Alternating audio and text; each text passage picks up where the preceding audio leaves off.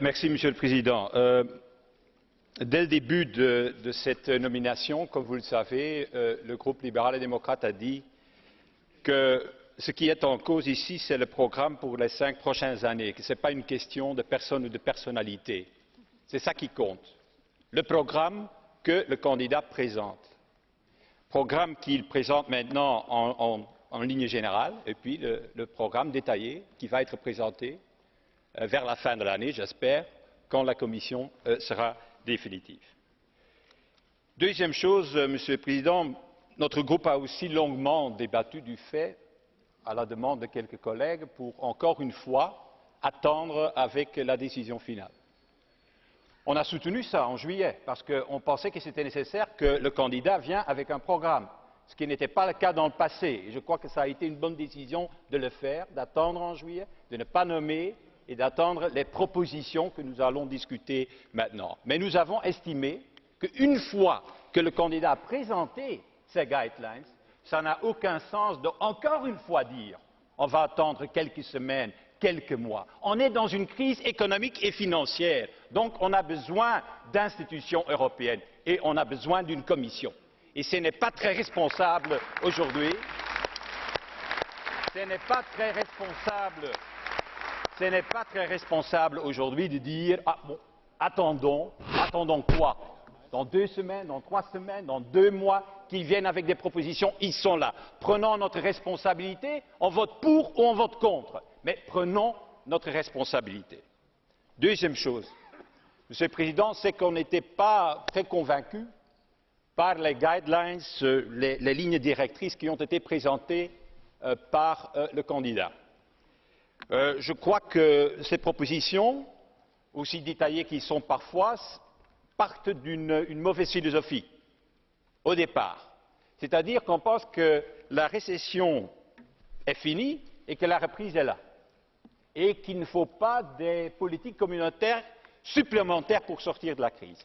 C'est un mauvais point de départ parce que la fin de la récession ne veut pas dire que c'est le début de la reprise. On peut tomber dans une stagnation économique, comme c'est le cas au Japon, où pendant 10-15 ans, ils ont attendu la croissance économique. Dans la nécessité donc d'avoir aussi une nouvelle stratégie communautaire intégrée européenne qui dépasse les 27 plans au niveau national.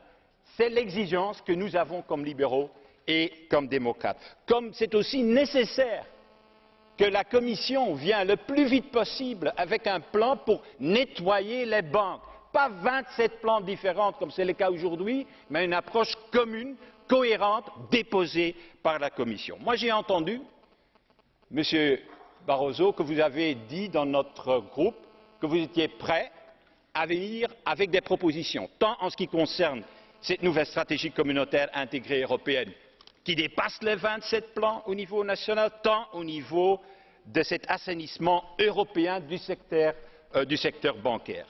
C'est positif et ce que nous demandons, c'est que ces 2 éléments-là soient détaillés et élaborés dans le programme que vous allez maintenant préparer et que vous allez présenter avec la Commission. Alors, notre soutien, il est très clair, il est conditionnel. Elle est conditionnelle, cela veut dire que notre soutien va durer jusqu'au moment que nous voyons que dans le programme entier de la Commission, ces éléments vont se retrouver.